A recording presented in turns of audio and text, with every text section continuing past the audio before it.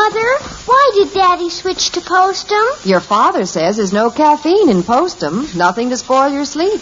And your father knows best.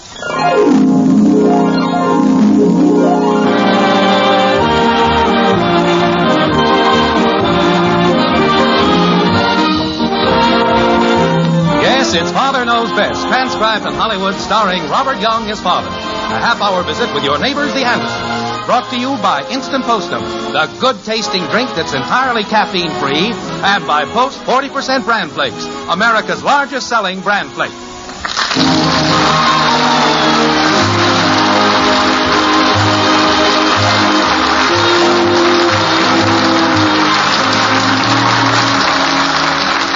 To realize a job well done, there are 4 requisites. First, there must be a desire to do the job.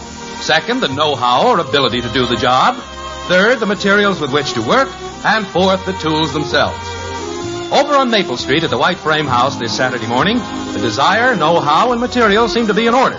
But as far as the tools are concerned, there appears to be a bottleneck. The master of the house, Mr. Jim Anderson, is attempting to diagnose the bottleneck by the process of elimination.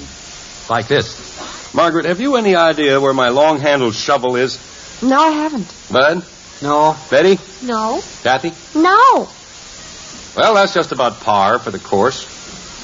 Why is it that nobody ever knows where anything is around here? Now, dear. Seems that lately I can never find anything out there in the garage. Last week it was my pipe wrench. Before that, my axe and tape measure. What about that sign you were going to put up in the garage? A place for everything and everything in its place.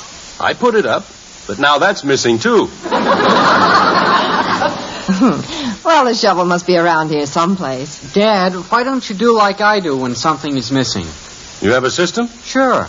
If I lost a shovel, I'd say to myself, where would I go if I was a shovel? I can see that this is a very intelligent approach. But it works, Dad. Let's see. If I was a shovel, I'd probably go next door and visit another shovel. All right. Or maybe I'd go up in the next block and look up an old rake.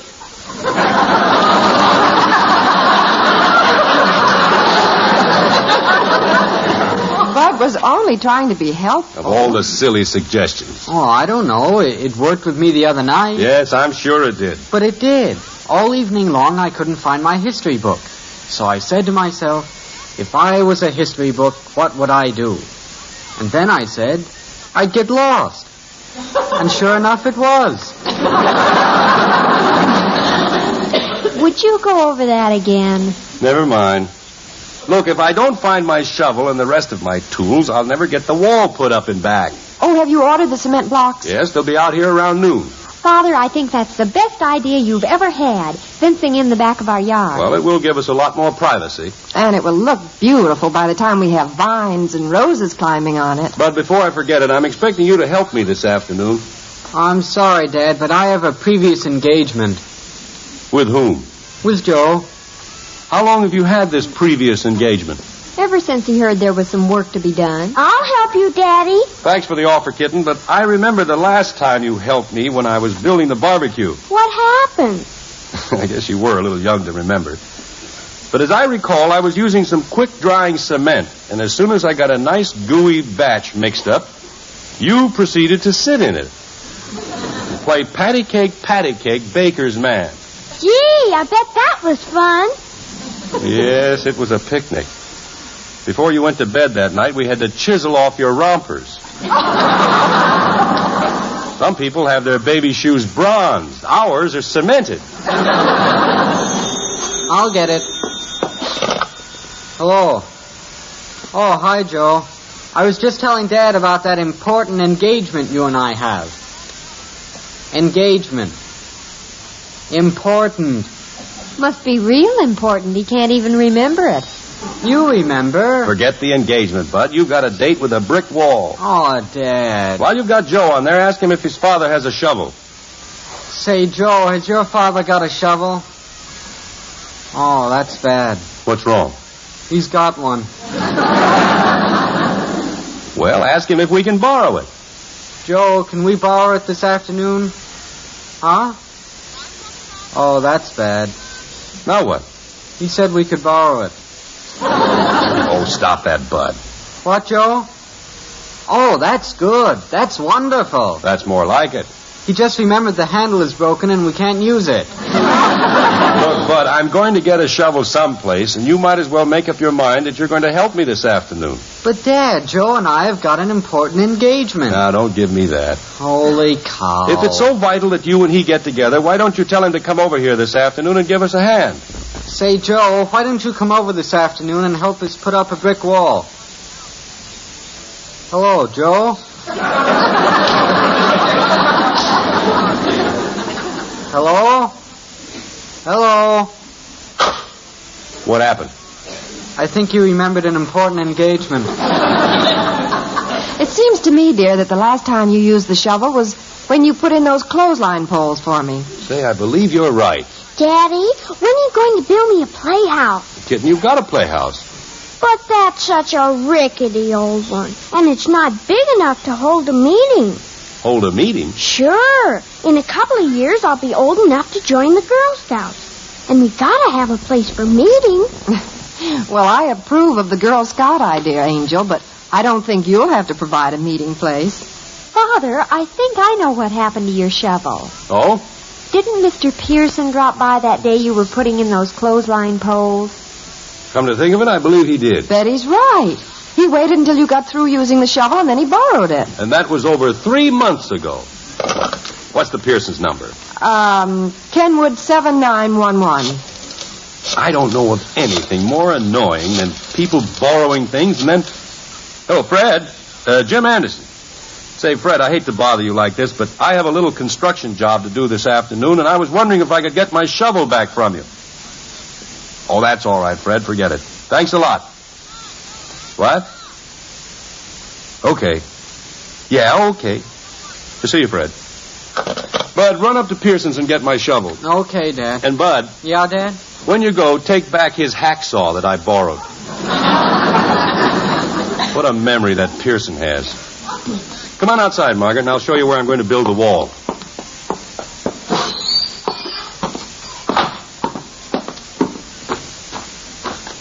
Now, where is the property line, dear? Right along here.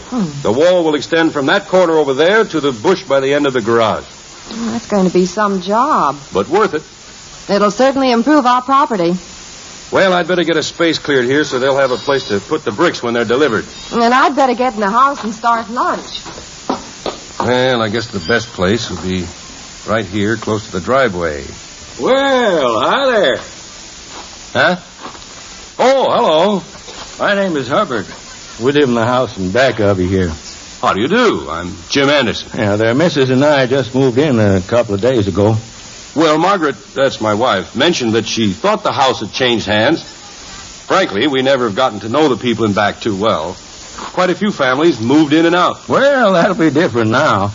The missus and I are making this our permanent home. Well, that's fine. We're from the northern part of the state. Ever hear of Stanwood? Oh, yes, I've driven through there several times. Some nice farms around there. You know, when we left Stanwood, the folks up there said, Owen, you aren't going to like it living in town. We'll give you 6 months and you'll be back up here with us. What do they mean by that? Well, they claim that people who live in towns aren't our type of folks. They aren't friendly or neighborly. They like to keep to themselves. I don't think that's necessarily true. That's exactly what I told them. I said it's true that in the city people's interests may vary, but basically they're all alike. They want to make friends. I go along with you there. But just between the two of us, when I first looked out into our backyard here, I was a little disturbed. Disturbed? Oh, sure. First thing I see on either side of me is 2 high fences. Well, I know, but... And you know what those fences meant to me? They meant, stay out. We don't want any part of you. See what I mean? Yeah, I see. And then I looked toward the rear of the yard and your house. And right away I seemed to light up. No fence. Yeah, no fence. I said to the missus, there's our kind of people. Real neighbors. But just because a person puts up a... Here's the way it hits me. You've got a beautiful yard. Instead of cooping yourself up and being selfish about it, you let others share it with you. Frankly, I think that's a very noble attitude. Thanks. And it'll work both ways. Now, my hobby is flowers, and I'm going to put in a beautiful garden that your family can share with us. Oh, Jim. They're coming, honey. Well, it's certainly been nice meeting you, neighbor. And it's been a pleasure meeting you, too. I hope you'll excuse me for rambling on the way I did, but I figure the best way for neighbors to get along is to understand one another. And offhand, I'd say that you and I see eye to eye. We do, don't we? Oh, of course. Good.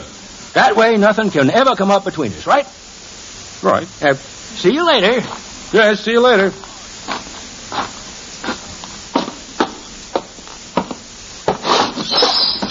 Dear, lunch will be ready in a few minutes. Honey, do you remember the phone number for the brickyard? It's in there by the phone. Anything wrong? No, I just met our new neighbor out and back. What happened? I'm not going to build a wall. What? Father, did I hear you correctly? I can't possibly build it now. Now you're talking, Dad. You stay out of this. You're just trying to get out of work. But, dear, this morning you were so enthused about the wall. I know, but this new neighbor's a real friendly fellow. And to put up a wall, well, it would Yeah, be... you can't go around offending neighbors. Quiet. Dear, you can have a wall and still be neighborly. Margaret, you don't understand. We've got a beautiful yard, and instead of cooping ourselves up and being selfish about it, we share it with others, which is a very noble attitude. Very noble. Well, personally, dear, I think your reasoning is a little off. You know, I'd be the last person in the world to be unfriendly toward our neighbors. I realize that, honey. But I say if you want to put up a wall, go ahead and put one up. And you do want to put one up, don't you, Father?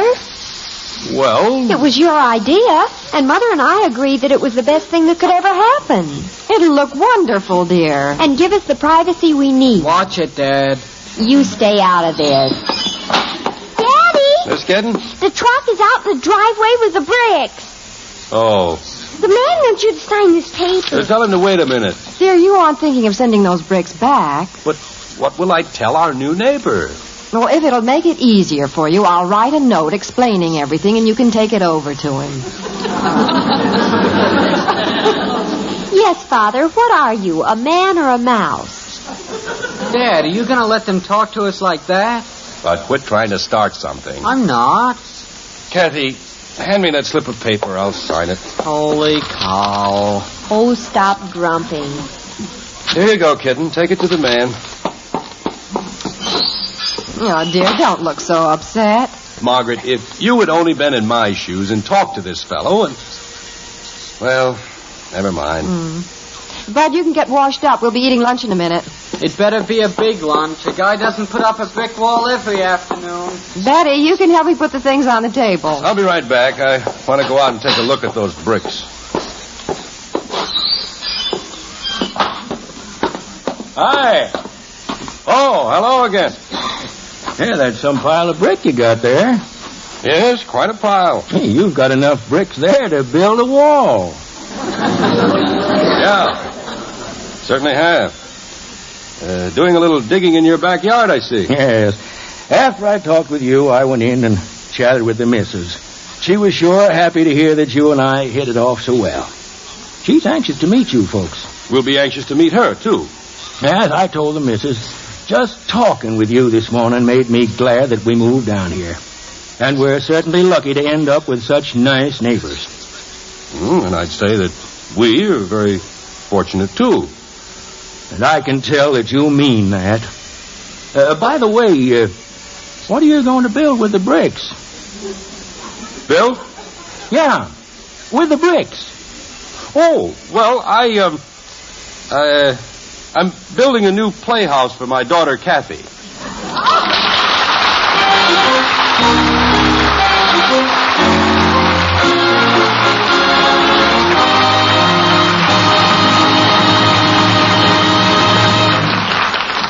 Poor Jim, he's really on the horns of a dilemma. But what about you?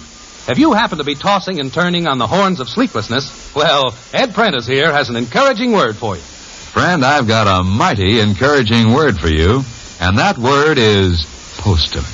Yes, sir. If you're having trouble sleeping nights or you're upset and nervous because of the caffeine in coffee or tea, Postum is the answer for you as it has been for millions of others. And the reason is just this. Postum has no caffeine. I mean no caffeine at all. Not a trace. Yes, Postum contains nothing to cause you sleepless nights or jittery nerves. But Postum does have this, a hearty, vigorous flavor. The more you drink it, the better you like it. Now, I can't promise that Postum will bring everybody good sound sleep because everybody isn't bothered by caffeine. Lots can handle it. But one thing sure, you can find out fast if caffeine's the reason you're not sleeping or your nerves are on edge. Just do this. Get a jar of instant Postum and drink Postum exclusively for just 10 days. Then if you find you're sleeping fine again, looking and feeling like a million, you found your answer and at a cost of only pennies. Gosh, you better start drinking Postum tomorrow, don't you think?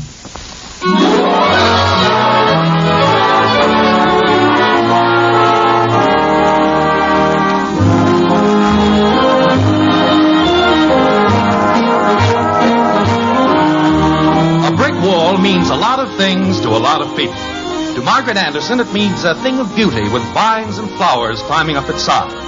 To daughter Betty, it means privacy. To Bud, the son, it means a lot of hard work, especially if he has to help build it. To Jim Anderson, the father, it means a barrier to neighborliness. And that is why he's abandoned the idea of building a brick wall and instead is going to construct a playhouse for Kathy. At the moment, he's trying to explain his actions. Like this. Margaret, for the 40th time, I'm telling you that if I put up the wall, our new neighbor will take it as a personal offense. And I don't think it's worth it. But, dear, don't you see that... We've gone this long without a wall, and I'm sure we can get along a few years more without one. Oh, Father, you're hopeless. All right, I'm hopeless. But I'm taking those bricks and I'm building a playhouse for Kathy. I've got the nicest daddy in the whole world. Well, I'm glad to hear somebody is on my side. Well, I'm not exactly on your side. What are your ideas on the matter? I say send the bricks back. Get them out of here. Forget the whole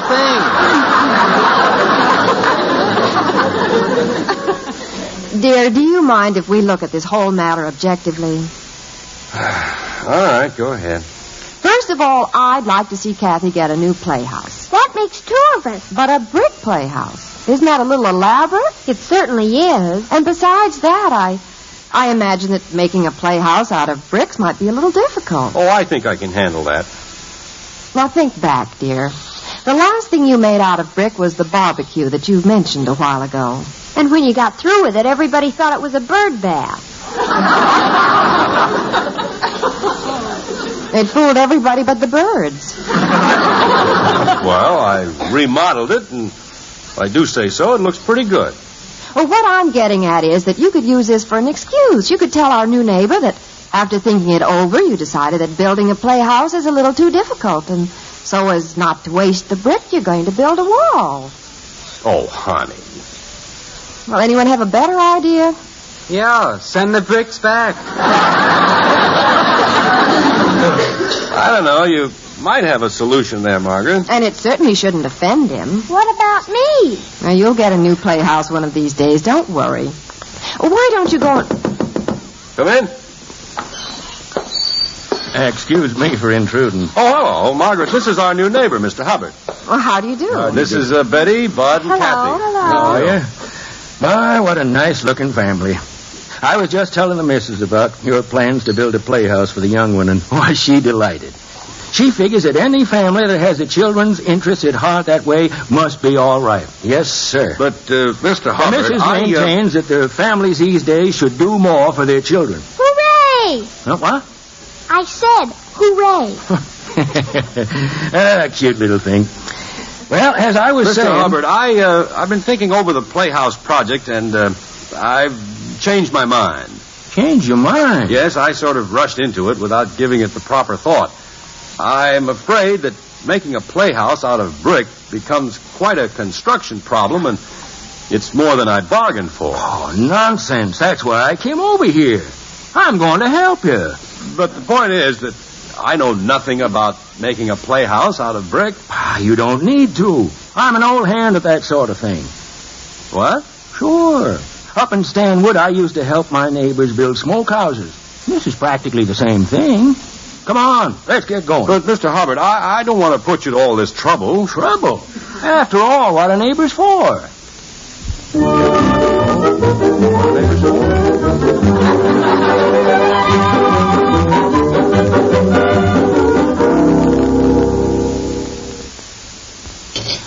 How we lined up there, Anderson? Fine. I think we can start another roll. Good. Hey, son, will you get me a little more cement, please? Sure. Yeah, that's a fine lad you got there, Anderson. Thank you. Not many boys these days would spend a Saturday afternoon helping their father. How do you train them like that? I don't know. I guess I just have a knack for it. Here's your cement, Mr. Hubbard. Oh, thanks. You can just set the pan down there. I'd say we're making pretty good progress. Sure, this won't take any time at all. Daddy? Yes, kitten? Can I help? No, thanks. We're doing quite well the way we are. Oh, please. Mother's calling you. But I want to help. Kathleen. You'd better run along, kitten. Okay. Now, Kathy, be careful. Watch where you're going. Kathy, the cement! Phew. She missed it. Fooled you, didn't I?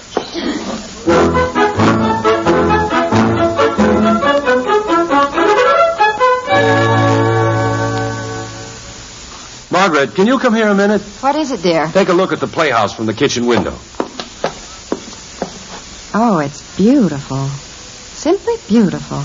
I still say it looks like a smokehouse. Now, Betty, let's not be bitter just because you didn't get the wall. Well, at least Kathy's happy. I'll say she is. Look at her with that gang of kids. Where did they all come from? I don't know. Kathy has friends she never knew she had. It's like a public park out there. Well, a playhouse like that is quite a novelty. Hey, kids! Get out of the flower beds. And here comes another swarm of them cutting through the neighbor's yard. There weren't that many youngsters on the Sunday school picnic. And look at that bunch showing up now. Well, I don't think these children are even from our block. I don't think they're even from our town. Well, we certainly can't put up with this. You're going to have to do something. But what? I don't know, but you'll have to do something.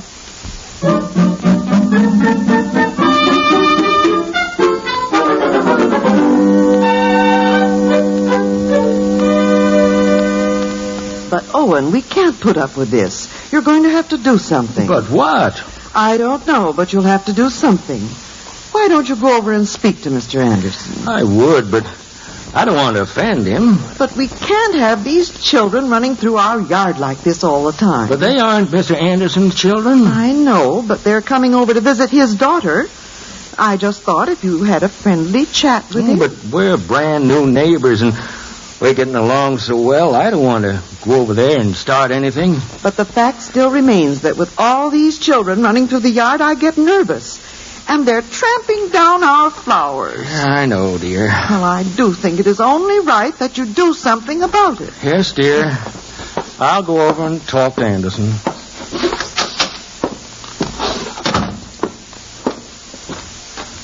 Now, what am I going to say to Anderson? I know how he feels about youngsters. And... oh, well. Just have to do the best I can. Come in. It's me. Oh, hello. Come on in. Mr. Anderson, I don't know how to say this.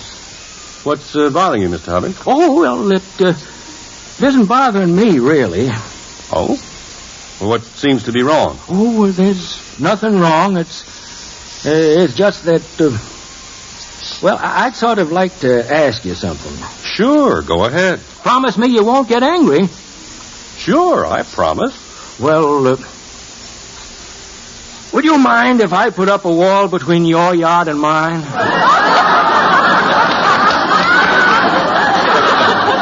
Not at all. And you know something, neighbor? I'll help you build it.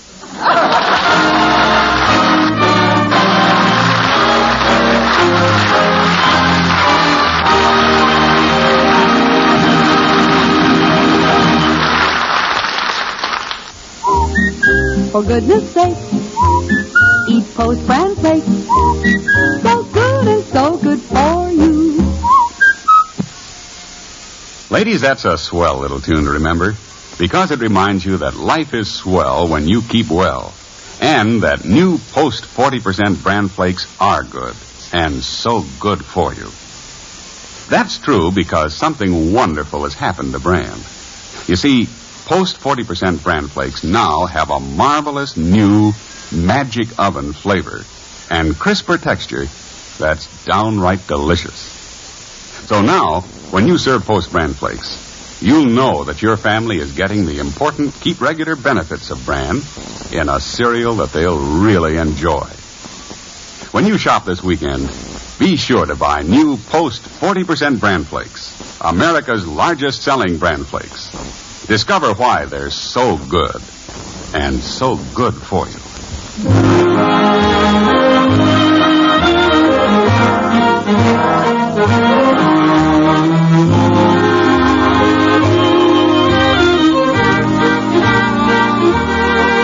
Well, there's a lot of new brickwork around the white frame house on Maple Street.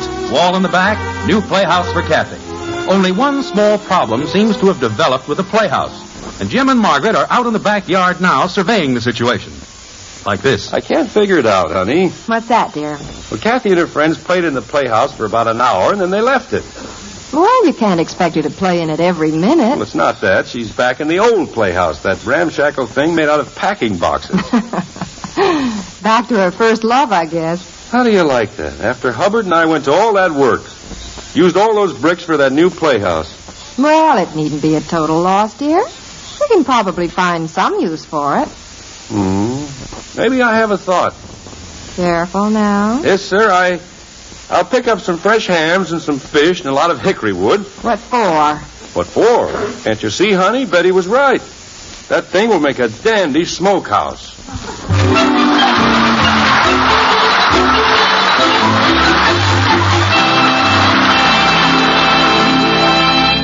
Father, you know, this is the week when cities everywhere are saluting Girl Scouts. Sort of the time to remind people what a truly wonderful work the Girl Scouts are doing.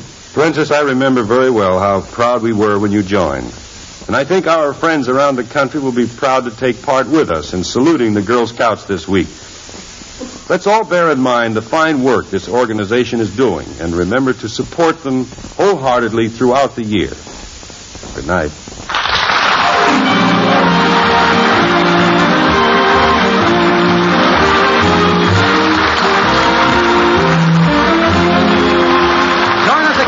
Week, when we'll be back with Father Knows Best, starring Robert Young as Jim Anderson. Until then, good night and good luck from the makers of Post 40% Bran Flakes, America's largest selling Bran Flakes, and Instant Postum, the drink that's entirely caffeine-free. In our cast were Helen Strome as Kathy, Dorothy Lovett, Rhoda Williams, Ted Donaldson, Charles Seal, and Helen Van Pyl.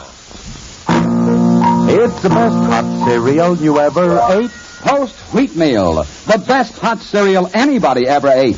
Rich and delicious with a nut-like flavor you'll never want to miss. And hot Post Wheatmeal is so good for you. Packed full of solid whole wheat nourishment, especially good for children. Post Wheatmeal takes just 3 minutes to cook.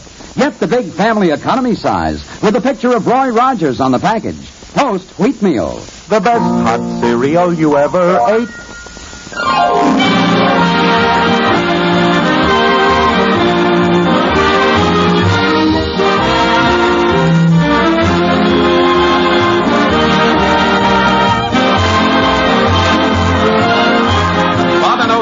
Transcribed in Hollywood and written by Paul West and Dick Conway. This is Bill Foreman speaking.